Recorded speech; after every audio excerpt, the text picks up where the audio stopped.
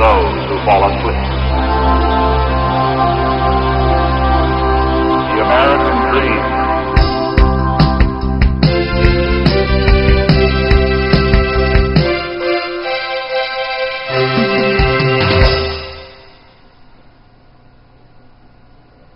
Hi, and welcome back. Again, my name is Paul Gruber, and this is the Pronunciation Workshop's 13th training session. In this session, we will cover phrase reductions and intonation. Okay, what do I mean by phrase reductions? Well, in conversational English, words are often broken down or not fully pronunciated. 2 and 3 words are sometimes squeezed together to create easy-to-say phrases. I'll show you what I mean. Look at this phrase, going to try. When we reduce the phrase, it becomes gonna try. All we do is combine the words. I'm gonna try to finish this book. Repeat it with me. Gonna try.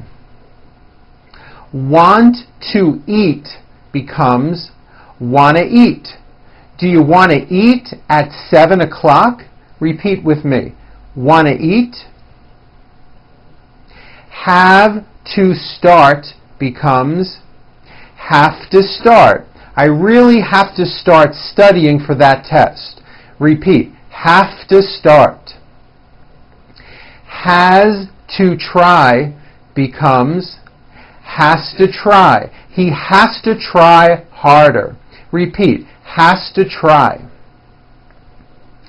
Got to leave becomes gotta leave. I really gotta leave in 15 minutes. Repeat, gotta leave.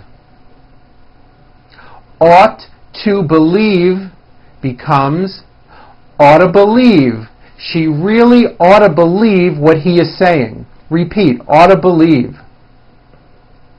Out of bed becomes out of bed. I got out of bed when I heard the alarm clock. Repeat, out of bed. Did you go becomes did you go. Did you go to the store? Repeat, did you go. Would he help becomes would he help? Would he help me move the furniture? Repeat, would he help? Won't you play becomes won't you play? And don't forget about that correct O sound in the word won't.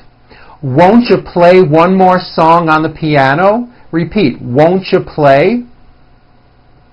Didn't you know becomes didn't you know? Didn't you know that she was coming home tomorrow? Repeat, didn't you know? Is he becomes is he?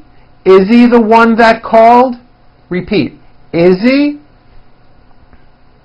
What do you want becomes what do you want? Repeat, what do you want? Give it to me becomes give it to me. Give it to me right now. Repeat, give it to me. Very good. You'll find the better you get at speaking English, the more you will be using these phrase reductions. The key is to still be easily understood. You'll find that almost all of the rules that I have taught you, especially the ones having to do with voicing, remain the same. In the last example, give it to me, the only big change comes from the T's being pronounced as D's, and this happens because the T's fall between 2 vowel sounds. If you remember in American pronunciation, when T's fall between 2 vowels, they become voiced and are pronounced as D's. Now, even though you may at times speak quickly and use these reduced phrases in your conversations, you will still be easily understood as long as you continue to use the pronunciation rules that I've been showing you throughout this program. Okay, now we are going to talk about intonation. English is a very musical language. As we speak, our words and phrases go all the way up, and then they come all the way down, much like music does. Now, as you can see, I'm trying to give you a good example of intonation. This keeps our speech interesting, and it helps to get our message across. Now, listen to this. Many foreign-born speakers of English use a flat intonation pattern or a monotone. This can create uninteresting and misunderstood speech. Everything is very flat. Okay? I hope you can see from that example what I'm talking about. Monotone speech can be very boring and difficult to listen to. Use correct intonation to make people want to listen to you.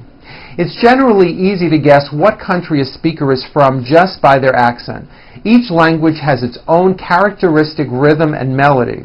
Some languages use a wide range of tones and changes in pitch, with the melody going up and coming down, and other languages sound very flat. These characteristics of a language are called intonation. Even though they distinguish one language from another, they are rarely taught. Now, in American English, words that carry the highest informational value in a sentence are given more emphasis with increased loudness, a higher pitch, and sometimes a longer duration. Listen to my intonation and notice how I slowly step up and then I work my way down again. Listen to the following made-up advertisement for Diane's Donuts. Listen to how the words in each sentence are stressed. Have you ever tried one of Diane's donuts? They are so delicious. I have eaten many different kinds of donuts from all over the country. However, I have never tasted anything quite like donuts made by Diane. I have been told that she uses the finest and freshest ingredients that money can buy. The best flour, the best eggs, and the best milk. I am sure that once you taste these incredible donuts, you will run and tell all of your friends. Now, I recommend that you practice that paragraph again along with me. Do your best at emphasizing the important words by increasing your loudness as well as raising your pitch. Okay? Very good. Now let's talk about asking questions. Notice how my voice goes up at the end of a question like this. Are you sleeping? And notice how my voice comes down at the end of a sentence that is not a question, like this. He is not sleeping. Very often, if you don't use proper intonation when asking a question, the person you are speaking to won't understand that you even asked them a question to begin with. So rising up at the end of a question is very important. Okay, now let's talk about syllable stress. In words that contain more than one syllable, there is always one syllable which receives the most stress or given a higher pitch. Now, although there are many exceptions, it is most common that two-syllable words have stress on the first syllable. Let's go over some examples. Repeat after me. Sofa, oven, after, finger, station, second, enter, often, uncle, carpet, father, children, walking, jacket, lucky, comment. Good. Now here are a few two-syllable words that are stressed on the second syllable. Delete, decline, survive, protect, adopt, advance, below, resolve, advice, acquit, control, arrive, involve, massage, disease, relate. Very good. Now again, although there are exceptions, most three-syllable words are stressed on the second syllable. Reduction, arrangement, audition, companion, detective, ambitious, companion, appliance, discover, unlawful, conclusion, assemble, adjustment, affected, acceptance, ferocious. Very good. Practice using syllable stress in these sentences. The pictures are fantastic. He needs permission to find a solution. The party is in honor of his retirement. Her son exhibited bad behavior on their vacation. Very good. You know, stress and intonation can have a big impact on the meaning you are trying to get across. Let's compare some of these sentences. Joe drinks cheap wine. Sue only drinks expensive wine. Don't forget his birthday. We would never forget his birthday. She's planning to leave tomorrow. He made plans to leave a month ago. The teachers' meeting is at 9 o'clock. The students announced that they will never have a meeting.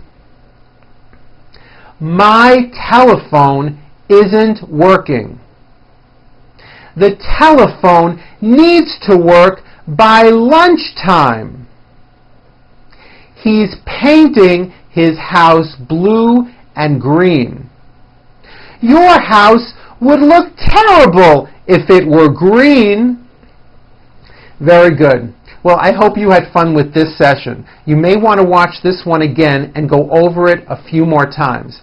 Now when you are speaking to people in English, try to bring more intonation into your conversations.